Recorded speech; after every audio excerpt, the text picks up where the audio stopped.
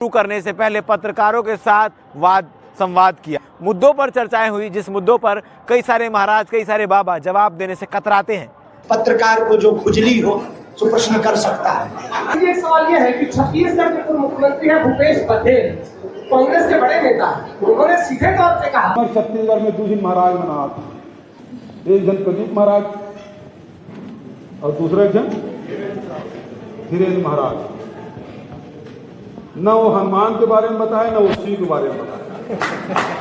वो दोनों महाराज में तो हालत बहुत सुधर गई, बैंक बैलेंस बहुत। ये नेताओं के बयानों पर हम जवाब नहीं देते क्योंकि हम नेता नहीं हैं।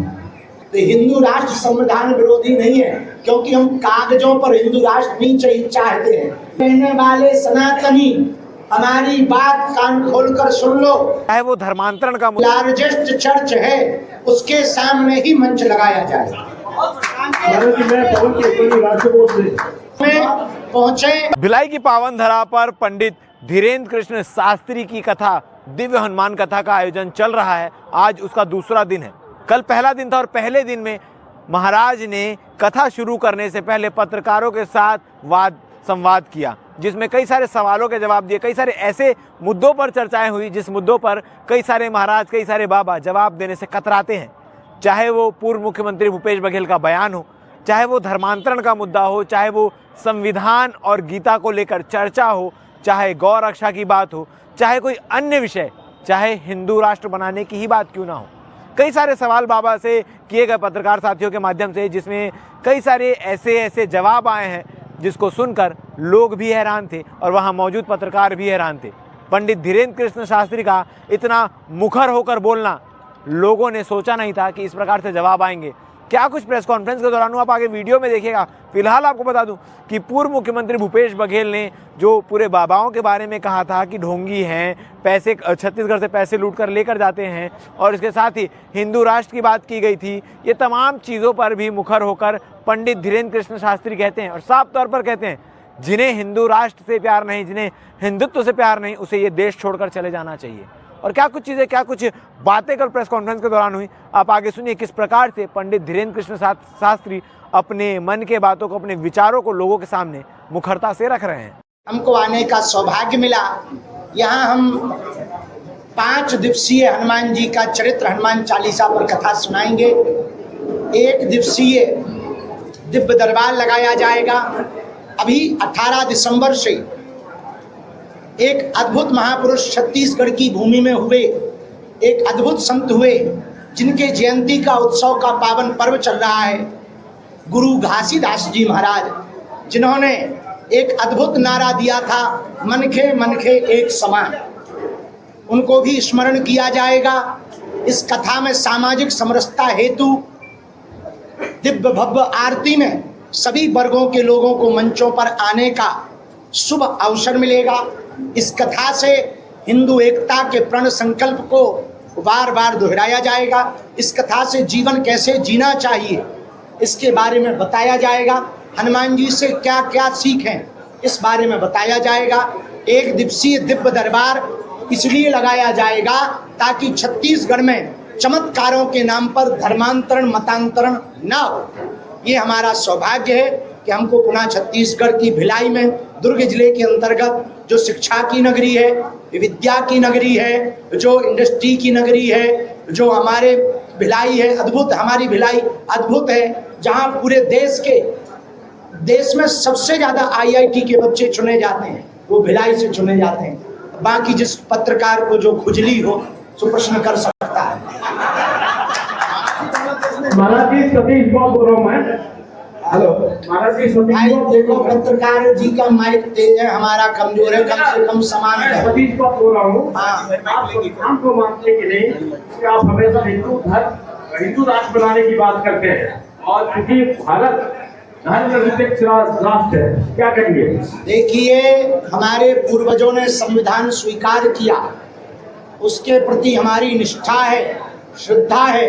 एक हाथ में संविधान, दूसरे हाथ में गीता और रामायण, इस आधार पर जीवन जीने वाले हैं हम। संविधान के प्रति हमारी अति श्रद्धा है। जिस संविधान का प्रारंभ राम दरबार के चित्र के साथ हो, ऐसा संविधान हमारे भारत का है। डॉक्टर भीमराव अंबेडकर जी की यह रचना, उनकी पूरी टीम की यह रचना हमारे भारत की व्यवस्था को चलाने वाला। जीवन के लिए दो चीजें जरूरी हैं, व्यवस्था और आस्था, और दोनों संविधान में है। आस्था में राम दरबार है, व्यवस्था में संविधान के नियम है, इसलिए हम संविधान को पूर्ण रूप से मानते। दूसरी बात, तुमने कहा हिंदू राष्ट्र, तो हिंदू राष्ट्र संविधान विरोधी नहीं है, क्योंकि हम कागजों पर हिंदू राष्ट्र नहीं चाहते हैं, लोगों के दिलों पर चाहते हैं। गुरु जी मैं बोल रहा हूँ, मैं न्यूज़ 18 से बोल रहा हूँ। जय हो। गुरु जी, जिस तरह से वक्फ बोर्ड का जो है दायरा बढ़ता जा रहा है, दखल बढ़ती जा रही है, क्या सनातन बोर्ड की स्थापना होना चाहिए? देखिए, सनातन बोर्ड की स्थापना हो तो बेहतर है, पर ना भी हो तो संविधान बोर्ड बंद हो, ये ज्यादा बेहतर है। यदि बांग्लादेश की उस सुनो, आप जवाब सुनो। यदि बांग्लादेश की जो करतूत अभी हुई है, 2 दिन पहले जिंदा हिंदू को जलाया गया, सिर्फ इसलिए जलाया गया कि वो हिंदू था।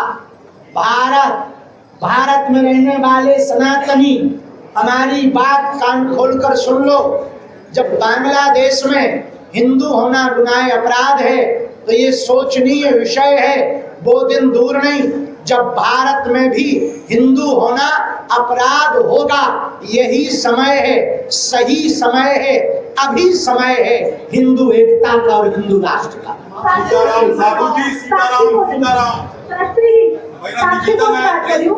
मेरा ये प्रश्न था कि जैसे कि आपने दिल्ली से हरियाणा तक का पदयात्रा निकाला था, वृंदावन तक, यूपी तक जी, पदयात्रा निकाला था हिंदू सनातन धर्म को एकता लाने के लिए, एक करने। आज भी अभी भी हिंदू धर्म में छुआछूत कितना देखा जा रहा है, आप आए दिन खबर देख लोगे, तो कितना हिंदू एकता हुआ और कितनी एक हुए।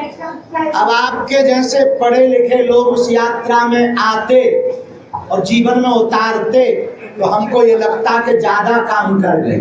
और अभी भी सवाल बना हुआ है, ये हिंदुओं का दुर्भाग्य है। और जातिवादी विचारधारा के लोगों को हम एक ही बात कहेंगे, देश की उन्नति जातवाद से नहीं, राष्ट्रवाद से होगी। गुरु जी प्रणाम, मैं हितेश शर्मा आपका गुरु जी प्रणाम, मैं हितेश शर्मा जी विशेष की न्यूज़ से। गुरु जी, एक सवाल यह है कि छत्तीसगढ़ के पूर्व मुख्यमंत्री हैं भूपेश बघेल, कांग्रेस के बड़े नेता, उन्होंने सीधे तौर पे कहा कि बागेश्वर साहब वाले बाबा और प्रदीप मिश्रा जी लोगों को बेवकूफ बनाते हैं। इसके अलावा उन्होंने यह भी कह दिया कि मुगलों के शासनकाल में हिंदू ज्यादा सुरक्षित थे वर्तमान समय में, और केवल हिंदू राष्ट्र का ढोंग रचाकर 3 बार सत्ता में बीजेपी आ गई। क्या कहेंगे इस पर? देखिए, नेताओं के बयानों पर हम जवाब नहीं देते, क्योंकि हम नेता नहीं हैं, पर फिर भी हम एक बात जरूर कहना चाहेंगे कि हिंदू जोड़ना, हनुमान जी की भक्ति का प्रचार करना, राष्ट्रवाद के प्रति जगाना, यदि अंधविश्वास है तो जिन्हें ये अंधविश्वास लगता है उन्हें देश छोड़ देना चाहिए। अब वर्तमान में तो छत्तीसगढ़ का हिंदू जगने लगा है, और हम छत्तीसगढ़ लगातार आ रहे हैं। कालांतर में सरगुजा जसपुर में कथा की जाएगी, जहां एशिया की लार्जेस्ट चर्च है, उसके सामने ही मंच लगाया जाएगा।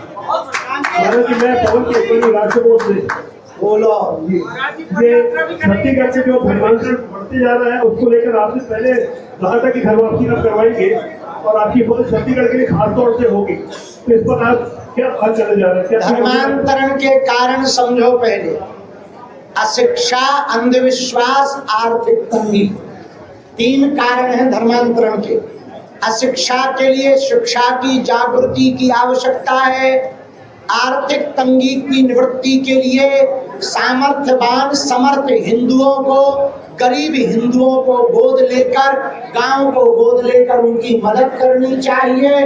और अंधविश्वास के लिए तो हम बैठे ही हैं, तब तक दरबार लगाएंगे जब तक लोगों का भरोसा हनुमान जी के प्रति दृढ़ नहीं हो जाता। साधु जी सीताराम, साधु जी सीताराम। मेरा निवेदन ये है, थोड़ा सा व्यवस्थित हो जाए। हम नहीं पीछे हमारे साथी लोग और हैं। भैया वे आप ही के साथ ही हैं। अरे प्रश्न लोग तो चलते रहे, पीछे वाले भी तो यार की पत्रकार क्या है, व्यवस्थित हो जाए। हो जाओ आगामी दिनों में आपसे निवेदन है थोड़ा हम छत्तीसगढ़ में पदयात्रा करने वाले हैं। थोड़ा सा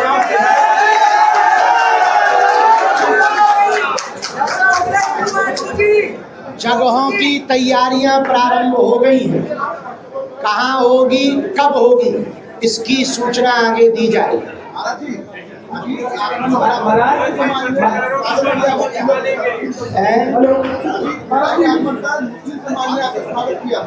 भिलाई आने पर मुस्लिम समाज ने स्वागत किया। किसका? हमारा। बहुत धन्यवाद है, कोई दिक्कत नहीं है, अच्छी बात है। वो भी हमारे हैं। इस देश में जन्म लेने वाला सब सनातनी है, सब हिंदू है। महाराज भिलाई में धर्म परिवर्तन बहुत बड़े पैमाने पर हुआ है, तो आपका जो विश्व दरबार लगेगा कितना 28 तारीख को हमारा संदेशा है। जिन जिनको स्वभाव से, स्वेच्छा से मन में सनातन के प्रति जागृति हो, सही समय भिलाई में आ गया। 28 तारीख को दरबार के मंच पर घर वापसी कर सकते हैं। उसके लिए 27 को क्षमा करना 27 को दिव्य दरबार है। 27 को ही घर वापसी के लिए आप लोग हमारी मंडल को टीम को बताकर स्वेच्छा का फार्म भर के घर वापसी कर सकते हैं। महाराज जी केंद्र में माननीय नरेंद्र मोदी जी की सरकार है और गाय प्रदेशों में भारतीय जनता पार्टी की सरकार है। बावजूद उसके धर्मांतरण रुक नहीं रहा। क्या इसके लिए किसी बड़े कानून की आवश्यकता है? इसके लिए मजबूत बात की आवश्यकता है? देखो, हम नेताओं पर तो कुछ बोलते नहीं, राजनीति पर कुछ बोलते नहीं है।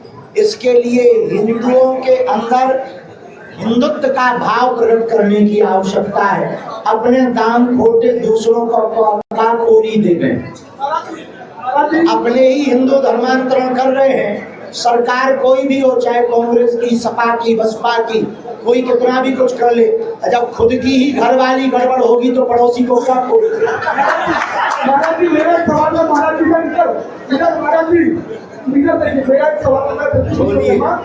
युवा भारत में युवा बड़ी संख्या में है जो नशे की ओर जा रहे हैं, उनको लेकर के क्या कुछ संदेश देंगे तो देश अच्छे से आगे बढ़ सके?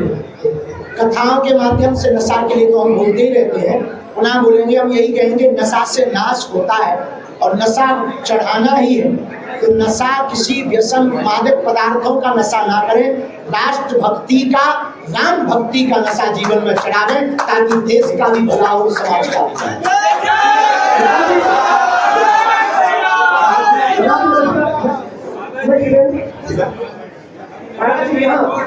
महाराज जी ये विषय है, आप कार्य कर रहे हैं, निकाल रहे हैं, एकता के प्रयास कर रहे हैं, पर गौ हत्या पर लगातार हिंदू राष्ट्र, देखो भैया, देखो हिंदू राष्ट्र कब बनेगा? जब गाय माता बचेगी, गौ माता राष्ट्र माता होगी, तभी भारत हिंदू राष्ट्र होगा। गुरुजी, ये आपको व्यवस्था मिलता है तभी आप कर पाते हैं कथावतक, पुलिस व्यवस्था मिलने पर ही कि नहीं कर पाते हैं? जैसे बिलासपुर में आप गए थे तो वहाँ आप उतर नहीं पाए, तो पुलिस व्यवस्था प्रशासन के ही दम पर चलते हैं कि आप अपने दम पर भी चलते हैं? हम बजरंगबली के दम पर चलते हैं, बालाजी के दम पर चलते हैं, कानून के हिसाब से चलते हैं, क्योंकि नियम तोड़ने का अधिकार हमें या किसी को नहीं। बिलासपुर गए थे तो उतर नहीं पाए? अरे भाई, तो किसी को चोट लग गया तो क्या चाहते हो, दंगा हो जाए हमारे उधर? महाराज बात सुनिए, पत्रकार बिरादरी को प्रणाम, आप स्वीकार करें और कथा के बारे में क्या कहना चाहेंगे जरा बता दीजिए। राकेश भैया जो लोग कथा करवा, हमारे अति प्रिय शिष्य गुरु भाई, इनके पूजनीय पिताजी, हमारे पूज्य गुरुदेव भगवान धर्म चक्रवर्ती पद्म विभूषण रामानंदाचार्य, पूज्य गुरुदेव तुलसी पीठाधीश्वर रामभद्राचार्य जी के कृपा भाग्य हैं। इस नाते इनके पिताजी हमारे गुरु भाई हैं, ये भी हमारे गुरु भाई हैं। बहुत हनुमान भक्त हैं, बहुत ही हिंदुत्व के प्रति समर्पित हैं। इन्होंने जो संकल्प लिया अद्भुत लिया, बहन सरोज ने जो संकल्प लिया अद्भुत लिया, सब पूरे बागेश्वर धाम मंडल ने यह जो सौभाग्य हमें हमारे लिए मिला है भिलाई आने के लिए, इसके लिए हम अति प्रिय शिष्य श्री राकेश पांडे जी को बहुत बहुत साधुवाद दे रहे हैं। इस कथा से इस क्षेत्र में हिंदुत्व का प्रचार होगा, हनुमान भक्ति का प्रचार होगा, धर्मांतरण करने वालों की ठटरी और गठरी बनेगी। महाराज जी मेरा सवाल है महाराज जी, मैं हिंदुस्तान का नाम हिंदू से शुरू होता है, फिर इसमें हिंदू खतरे में कैसे क्यों कि अक्सर बोला जाता है कि हिंदू राष्ट्र बनाना है, तुम अपनी जरा शकल दिखाओ भगवती, जिसका नाम ही हिंदुस्तान है उसका हिंदू कैसे खतरे में? सुनो बहन, वो 6% से 22% हो गए और हम लोग 90 से 80 पे आ गए। अब भी तुम्हें खतरा नहीं लग रहा है तो पक्का है तुम बांग्लादेश वाला नक्शा देख करके ही खतरा मान जब आपकी बहन बेटी लव जिहाद में फंसेगी तब आप खतरा मान।